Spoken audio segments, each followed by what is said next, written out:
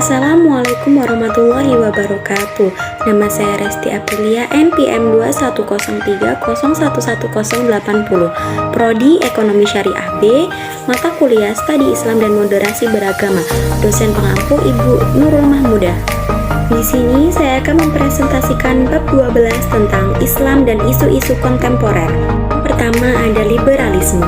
Liberalisme merupakan paradigma berpikir dan kebudayaan yang tengah menjadi mainstream dunia, di mana atmosfer pemikiran maupun konstelasi kemanusiaan kontemporer didominasi paradigma liberal ini.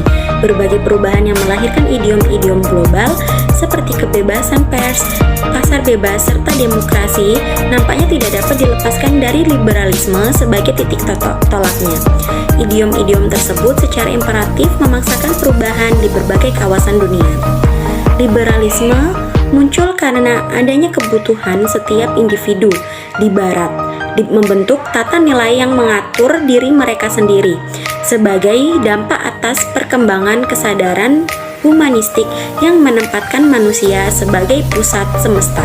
Intelektual Secara konseptual ini merupakan kelanjutan tradisi berpikir Yunani kuno yang mengedepankan otoritas rasio dan mengesampingkan mitos ataupun tradisi. Yang kedua ada pluralisme. Pluralisme berasal dari kata plural yang berarti jamak atau lebih dari satu. Pluralisme yaitu bersifat jamak atau banyak. Pluralisme adalah upaya membangun tidak saja kesadaran bersifat teologis, tetapi juga kesadaran sosial. Hal itu berimplikasi pada kesadaran bahwa manusia hidup di tengah masyarakat yang plural dari segi agama, budaya, etnis, dan berbagai keragaman sosial lainnya.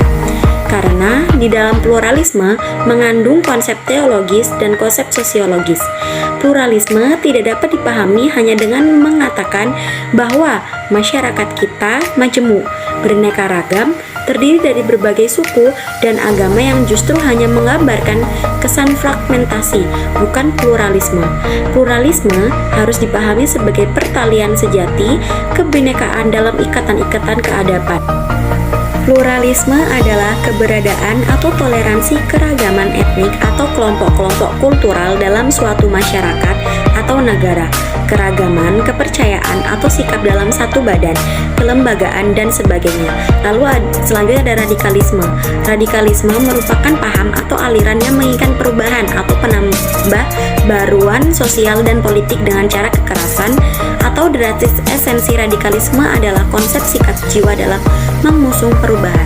Apabila dilihat dari sudut pandang keragaman, dapat diartikan sebagai paham keagamaan yang mengacu pada fondasi agama yang sangat mendasar dengan fanatisme keagamaan yang sangat tinggi, sehingga tidak jarang pengadu dari paham aliran tersebut menggunakan kekerasan kepada orang yang berbeda atau berbeda paham atau aliran untuk mengaktualisasikan paham keagamaan yang dianut dan dipercayainya untuk diterima secara paksa. Adapun yang dimaksud dengan radikalisme adalah gerakan yang berpandangan kolot dan sering menggunakan kekerasan dalam mengajarkan keyakinan mereka. Sementara Islam merupakan agama kedamaian. Islam tidak pernah membenarkan praktek penggunaan kekerasan, menyebarkan agama, paham keagamaan, serta paham politik.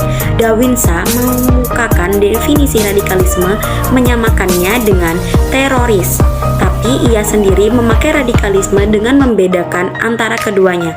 Radikalisme adalah kebijakan dan terorisme bagian dari kebijakan radikal tersebut.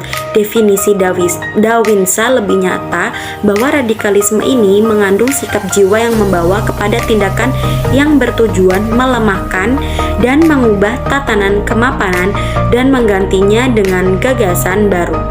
Makna yang terakhir ini, radikalisme adalah sebagai pemahaman negatif, bahkan bisa menjadi berbahaya sebagai ekstrem kiri atau kanan.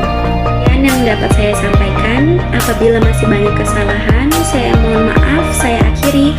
Wassalamualaikum warahmatullahi wabarakatuh.